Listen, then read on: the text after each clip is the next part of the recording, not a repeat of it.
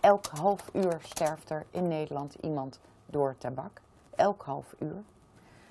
En dat die allemaal vervangen moeten worden door jonge kinderen die willens en wetens getarget worden. Ze deed daarom met haar stichting al in 2016 aangifte tegen de tabaksindustrie. Haar werkgever, het Rode Kruisziekenhuis, volgde gisteren ook. Het Openbaar Ministerie gaat aanstaande donderdag besluiten of ze wel of niet overgaan tot vervolging. En een van de redenen waarom ze over zouden gaan tot vervolging is het maatschappelijk draagvlak. En hoe meer mensen en instanties aangifte doen, hoe hoger het maatschappelijk draagvlak er is voor aangifte. Dagelijks ziet ze veel leed. En ze bestrijdt dat het komt door vrije keuze.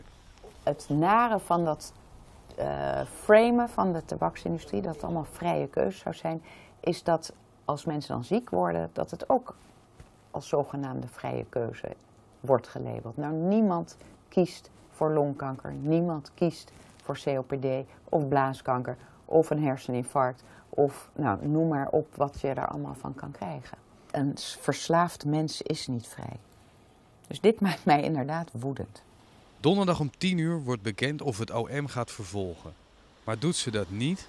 Dan gaan we door met de artikel 12-procedure. Dat betekent dat we naar de Hoge Raad gaan en die gaan vragen om het Openbaar Ministerie te dwingen om alsnog tot vervolging over te gaan.